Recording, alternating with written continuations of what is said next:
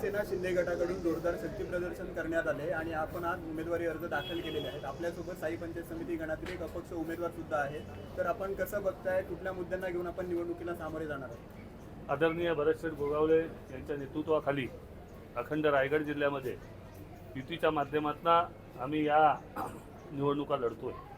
आज तळाशेत जिल्हा परिषद मतदारसंघामध्ये आपण सर्व बघितलं, मायबा जनता केवढ्या मोठ्या संख्येने इथे आज या तिन्ही माझ्या उमेदवारांचं फॉर्म भरण्यासाठी आले। आज मागाशी आमच्या एका उमेदवाराने विचारलं की तळाशेतमध्ये राष्ट्रवादीची ताकद आहे, तळाशेतमध्ये ताकद काय? गेले 25 वर्ष या मतदारसंघामध्ये अनिल नवगणे हाच जिल्हा परिषद पंचायत समिती सदस्य कायम राहिला आहे। जनता त्यांच्यावर काय ते तुम्हाला 5 तारखेला मताच्या पेटीत आणि 7 तारखेला तुम्हाला विजयाचा गुलाल हा तिन्ही उमेदवारांचा 100% मी तुम्हाला आज आत्मविश्वासाने सांगतो। आज स्वाती अनिल नवगणे यांची निशाणी धनुष्यबाण आहे, विद्या विपुल उबारे यांची निशाणी धनुष्यबाण आहे।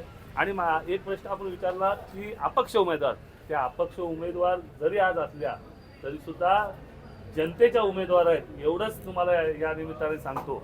कारण की त्यांची काम करण्याची तळमळ आणि त्याच्याबरोबर आमचा निलेश खोरे जो गेले 3-4 वर्ष या मतदारसंघामध्ये काम करतोय, त्या कामाची पोचपावती 100% रचनाताई त्याच्याबरोबर खांद्याला खांदा देऊन काम करते।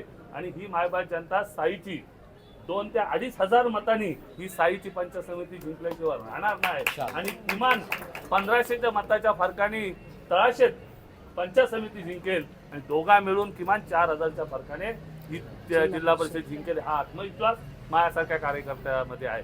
त्यांच्यामध्ये कितीही काय असू द्या, कोण म्हणते पैसे आहेत काय आहेत, ते सर्व ताकदीशी काय उतरायचे त्यांनी उतरू द्या। आम्ही पण कच्च्या गुरुचे चेले नाही आहेत। आम्हाला पण या जिल्हा परिषदेमध्ये 25 वर्ष झालेली आहे।